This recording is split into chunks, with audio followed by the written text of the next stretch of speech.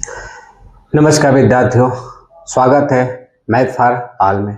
आज की क्लास शुरू करने जा रहे हैं मैथ का महत्वपूर्ण चैप्टर जिसका नाम है स्टैटिक यानी सांख्यिकी। ठीक है, अगर आपको मीन, मीडियन और मोड जैसे शब्दों को सुनकर यानी माध्य, माध्यिका और बहुलक जैसे शब्दों को सुनकर कंफ्यूजन होता है तो बिल्कुल चिंता मत करिए, क्योंकि आज की क्लास स्टैटिक को पूरे बेसिक से कंसेप्ट के साथ सवालों को समझते चलेंगे। ठीक है, और ख़ास ये बात है कि फार्मूला रटेंगे नहीं, केवल फार्मूला का यूज कहाँ होगा, कैसे फार्मूले का यूज करेंगे, ये सारी चीज़ें सीखते चलेंगे। तो वीडियो के अंत तक जरूर देखिए ताकि आज की क्लास के बाद आपको स्टैटिक के चैप्टर मुश्किल नहीं, आसान और मज़ेदार लगे। तो चलिए बिना समय गंवाए यानी बर्बाद करते हुए क्लास को शुरू करते हैं। और स्टैटिक का पहला कॉन्सेप्ट है मीन यानी माध्य। माध्य होता क्या है, सवाल कैसे बनता है, इन चीज़ों को पहले सीखते हैं। ठीक है, उसके बाद इसमें जितनी चीज़ें आएंगी सभी चीज़ों को धीरे धीरे सीखते चलेंगे। ठीक है, अगर आपका हौसला है तो कोई भी चीज़ें कठिन नहीं है, सारी आसान हो जाएगी, बस सीखने की जिज्ञासा होनी चाहिए। चलिए, मीन क्या, माध्य यानी मीन को ही माध्य बोला जाता है। करके दिए गए प्रेक्षण का माध्य चर के सभी मानों के योगफल को मानों की कुल संख्या से भाग देकर प्राप्त किया जा सकता है। यानी हमारा जो भी प्रेक्षण यानी जो भी अंक दिया होगा, ठीक है, अंकों को जोड़ देंगे और जितने अंक होंगे उनकी संख्या से भाग देते हैं तो हमारा क्या निकल जाता है, मीन निकल जाता है। ठीक है, यानी इसका कंसेप्ट यही है, यानी mean is the average of all the number is the given data, यानी जितना डाटा दिया होगा, ठीक है, नंबरों का, उनका हम क्या करेंगे, सभी का एवरेज निकाल देंगे तो हमारा मीन निकल जाएगा। ठीक है, यानी माध्य निकालने के लिए क्या करते हैं कि सभी पदों का योगफल, माध्य निकालने के लिए सभी पदों को पहले जोड़ देंगे, उसके बाद कुल पदों की संख्या से भाग कर देंगे तो हमारा क्या निकल जाएगा, माध्य निकल जाएगा। ठीक है, उम्मीद करते हैं कि समझ में आ गया होगा। चलिए अब इस पे थोड़ा एक छोटा सा एग्जाम्पल देख लेते हैं। यानी 7, 5, 2 और 6 का क्या निकालना है, का माध्य कितना होगा, माध्य होगा। ठीक है, अब देखिए सवाल को बेसिक से ही समझते हैं, शॉर्टकट तो भूल भी जाता है।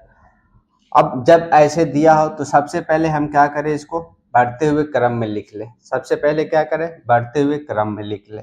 तो क्या होगा, 2 होगा, 5 होगा, 6 होगा और 7 होगा। ठीक है, सबसे पहले हम क्या करेंगे, बढ़ते हुए क्रम में लिख लेंगे। लिख लिया। अब माध्य निकालने के लिए क्या करते हैं कि सभी पदों को जोड़ देते हैं। 2 + 5 + 6 + 7, ठीक है, सभी पदों को क्या कर दिया, आज जोड़ दिया। टोटल पद कितने हैं, 4। टोटल पद कितना है, 4 से क्या कर देंगे, भाग कर देंगे। तो चलिए देख जोड़िए, यानी कितना हो जाएगा, 7 × 5 = 12, 12 × 6 = 18, 2 20, 20/4 भाग कर देंगे 4 से तो 5। इसका मीन कितना आ जाएगा, यानी माध्य कितना आ जाएगा, 5 आ जाएगा। ठीक है, चलिए अगले एग्जाम्पल की ओर चलते हैं। एग्जाम्पल अच्छा है, ठीक है, छोटा है, सिंपल है। कह रहे कि यदि 8, 4, a और 10 का समांतर माध्य 6 है तो a का मान ज्ञात करना है। यानी इसमें पदों की संख्या दिया है, मीन दिया है, जिसमें a का मान हमें पूछ रहा है। तो फार्मूला अभी पढ़े, माध्य बराबर होता है कुल पदों का योग, कुल पदों का योगफल, कुल पदों का योगफल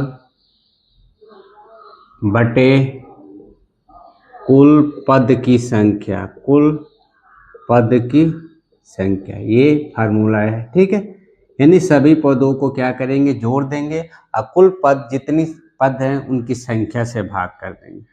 ठीक है, अब जो चीज जहाँ दिया है उसको उसकी जगह रख ले। यानी माध्य कितना दिया है, 6 दिया है। कुल पदों का योगफल जोड़ लीजिए, 8 + 4 + a + 10, कुल कितने पद है, 4। ठीक है, अब इसका मल्टीप्लाई गुणा कर दी, इसका इसमें इसका इसमें, तो ये 24 हो जाएगा। और ये कितना हो जाएगा, जोड़ दीजिए, 8 4 12, 12 10 22, 22 प्लस कितना ए, तो यहाँ से हम ए का मान निकाल सकते हैं।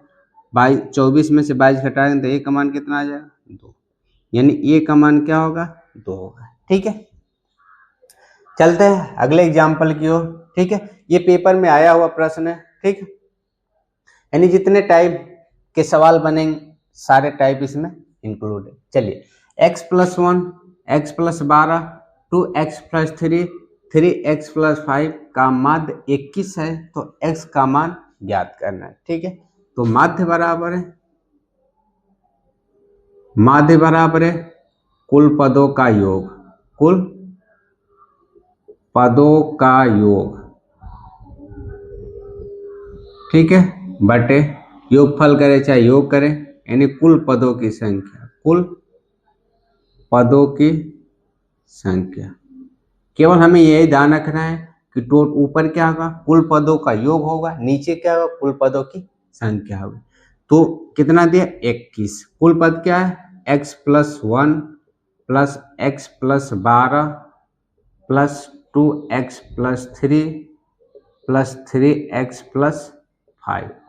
कुल कितने पद हैं, 4। ठीक है, इसका इसमें गुणा कर दीजिए, इसका इसमें और इसका इसमें, 4 एकम में 4, 4 दूना 8। अब इनको जोड़ लीजिए, x 2x और 2 4x, 4 3 7x, प्लस इसको जोड़िए, 1 12 13, 13 3 16, 16 5 21। ठीक है, तो 7x बराबर क्या हो जाएगा, 84 माइनस 21 बराबर कितना हो जाएगा, 63। ठीक है, अब इससे भाग कर दीजिए 7 से, तो कितने बच जाएगा, x बराबर है 9, x का मान कितना होगा, 9 होगा। ठीक है,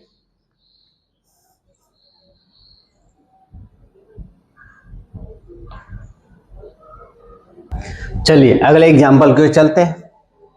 आंकड़ा दिया, आंकड़ा का माध्य दिया है, तो कह रहे हैं कि इसमें k का मान दिया, यानी 11 k-2, 7 k-1, 11 16 15 k-1 और 13। इनका हमें माध्य दिया है, k का मान पूछ रहा है। ठीक है, तो कुछ ही देर पहले पढ़े कि माध्य बराबर होता है पदों का योग, कुल पदों का योग, कुल पदों का योगफल कर लीजिए। ठीक है, योगफल बटा कुल पदों की संख्या, कुल पदों की संख्या। ठीक है, अब सभी पद को लिख लीजिए। पद यानी 11 plus k-2 plus 7 plus k-1 plus 11 plus 16 plus 15 plus k-1 plus 13। ठीक है, अब कुल पद कितने हो गए, गिन लीजिए, 1 2 3 4 5 6 7 8 9, कुल पद को है 9। ठीक है, और माध्य कितना दिया, 9 दिया। अब इसका इसमें गुणा कर दीजिए और इसका इसमें गुणा कर दीजिए, तो ये 9 81 हो जाएगा। ठीक है, अब इनको जोड़िए, 13 15 28। ठीक है, और ये 13 18 और 18 11 16 15, तो टोटल हो जाएगा 73। ठीक है, अब इसको जोड़िए, माइनस -2 -1 -1 कितना हो जाएगा, -4 हो जाएगा। ठीक है, अब के वाले को जोड़िए, 1 2 3 कितना हो जाएगा, +3 के। ठीक है, अब इसको इधर घटा लीजिए, यानी 73 को घटा लेंगे तो कितना हो जाएगा, 8 और 3 के -4, तो 3 के बराबर कितना हो जाएगा, 12। 3 के बराबर है 12, तो भाग कर दिए 3 से, तो हो जाएगा, यानी के का मान कितना हो जाएगा, 4। के का मान कितना हो जाएगा, 4 हो जाएगा। ठीक है, चलिए इसके आगे वाला बहुत ही बेहतरीन सवाल है। यदि 5 संख्या x+1, x+2, x+3, x+4, x+5 का माध्य 15 है, तो प्रथम 3 संख्याओं का माध्य कितना होगा, यही बताना है। ठीक है, तो माध्य कितना दिया है, 15 बराबर है x+1, x+2, x+3, x+4 और x+5, और टोटल कितने हैं 5 है। अब इसका गुणा करिए तो कितना हो जाएगा, 75 हो जाएगा। कितना होगा, 75। अब इनको जोड़िए, 1 3 3 6 10 5 15, कितना हो गया, प्लस 15। ठीक है, x 2 3 4 और 5, 5x प्लस 15। ठीक है, अब इनको इधर ला लीजिए तो कितना हो जाएगा, 60। 60 बराबर है 5x, तो इससे कट जाएगा तो 12 हो जाएगा। तो यानी x का मान कितना हो जाएगा, 12 हो जाएगा। x का मान 12 हो गया। अब सवाल में आगे दे रखा है कि प्रथम 3 संख्याओं का माध्य कितना होगा। तो प्रथम 3 संख्या x प्लस 1 कितना हो जाएगा, 13। ठीक है, x प्लस 2 कितना हो जाएगा, 12 2 14। x प्लस 3 कितना हो जाएगा, 15। ठीक है, चलिए, यानी 13 प्लस 14 और प्लस 15, 3 अंक है, टोटल हो गए 3। ठीक है, अब जोड़ लीजिए तो 4 3 7 5 12। ठीक है, 1 2 3 1 4। अब आगे 3 से कर दे तो टोटल कितना, 3 के मतलब 3 चौके 12, यानी प्रथम 3 संख्याओं का माध्य कितना होगा, 14 होगा। ठीक है, सवाल अच्छा था। चलिए, कुछ इस तरह का आपने सवाल देखा। ठीक है, ये भी सेम सवाल उसी तरह लगता है, बस थोड़ी सी इसमें 1 2 लाइनें एक्स्ट्रा बढ़ती है। चलिए उसको पहले सीख लेते हैं। ठीक है, यानी मीन निकालने के लिए क्या करते हैं, माध्य निकालने के लिए क्या करते हैं, सिग्मा एफ एक्स अपान सिग्मा एफ। ठीक है, यानी यहाँ पे एफ एक्स और यहाँ पे क्या होना चाहिए, एफ होना चाहिए। ठीक है, तो एफ एक्स कैसे निकलेगा, एफ एक्स और एफ का गुणा करते हैं, 6 हो जाएगा, 16 हो जाएगा, 10 हो जाएगा, 18 हो जाएगा, 35 हो जाएगा, 32 हो जाएगा, 27 हो जाएगा और 70 हो जाएगा। ठीक है, एफ एक्स। अब इनको क्या करें, सबको जोड़ दे, क्या करें, सबको जोड़ दे। ठीक है, 6 6 12 18 20 5 7 37 7 7 7 14, कितना हो जाएगा, 4। ठीक है, 1 2 3 3 6 3 9 9 2 11 11 7 18 18 3 21, कितना हो जाएगा, 214। यानी इनका योगफल करेंगे तो कितना होगा, 214 होगा। ठीक है, अब एफ एक्स कैसे निकलेगा, तो एफ के सभी मानों को क्या कर दीजिए, जोड़ दीजिए। यानी एफ के मानों को जोड़ दिए, 4 2 6 6 2 8 8 8 16 16 4 20 20 10 30। ठीक है, कितना हो गया, 30 हो गया। ठीक है, एक बार पुनः जब इस टाइप का दिया है, ठीक है, तो माध्य निकालने के लिए क्या करते हैं, पहले एफ एक्स का गुणा करके उनको जोड़ लेते हैं।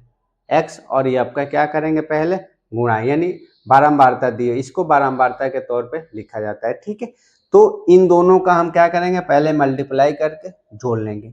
ठीक है, उसके बाद आता है सिग्मा एफ। सिग्मा एफ यानी जो एफ है, इनके पदों को जोड़ लेंगे और भाग कर देंगे तो पूरा एकदम आ जाएगा। ठीक है, तो चलिए कितना होगा,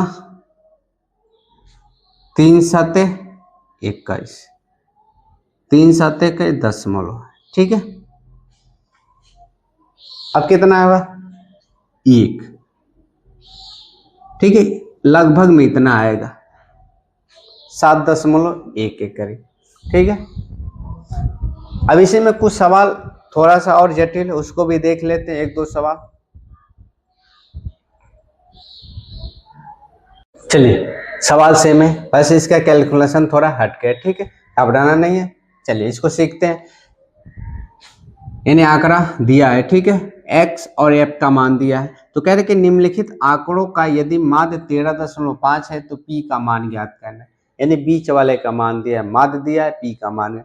तो सबसे पहले अभी मीन निकालने के लिए क्या सीखे हैं, यानी मीन निकालने क्या करते हैं, सिग्मा एफ एक्स अपान क्या होता है, सिग्मा एफ होता है। तो सिग्मा एफ एक्स कैसे निकालते हैं, एक्स और एफ का गुणा कर देते हैं, सिग्मा एफ एक्स, ये कितना हो जाएगा, 50, ये कितना हो जाएगा, 100, ये कितना हो जाएगा, 15 पी, ये कितना हो जाएगा, 40, ये कितना हो जाएगा, 200। ठीक है, अब इन सब को क्या करें, जोड़ दीजिए, इन सबको जोड़ दीजिए। 100, 300 और 300 यानी 390 प्लस ये कितना है 15 पी बटा सिग्मा एफ एक्स, यानी इस सबको एफ को जोड़ दे 10, 10, 20 और 10, 30, 30 प्लस पी हो गया। यहां से मीन का मान रख दीजिए, कितना है 15 यानी 13.5, 13.5 है, ठीक है। अब गुणा भाग यानी इसका कैलकुलेशन कर सकते हैं, ठीक है। तो कैलकुलेशन करेंगे तो कितना हो जाएगा करके देख लेते हैं, यानी 390 प्लस 15 पी बराबर है, इसका करेंगे तो 3 5 15, ठीक है, 3 3 9, 10 1 405 हो जाए, ठीक है। और इसका करेंगे तो 13.5 पी होगा, ठीक है, 13.5 पी हो जाएगा। अब इसको इधर कर लीजिए और इसको इधर कर लीजिए, तो 15 पी में से 13.5 घटाएंगे तो कितना हो जाएगा 1.5 पी, ठीक है। और 405 में से 390, 405 में से अगर 390 घटाते हैं तो 5, ये कितना हो जाएगा 1, कितना हो जाएगा 15, तो पी का मान कितना हो जाएगा 10, पी का मान कितना होगा 10, ठीक है। छोटी चीजें अगर नहीं सीखेंगे तो क्या होगी बाद में चल के बड़ी बन जाएगी, ठीक है। तो कैलकुलेशन में साथ साथ विशेष ध्यान रखना है कैलकुलेशन का, तेज भी होना चाहिए, सटीक भी होना चाहिए, ठीक है। तो वीडियो पसंद आया तो लाइक करिए और अपने दोस्तों के साथ शेयर कीजिए, ठीक है, और अपनी राय कमेंट में जरूर दीजिए।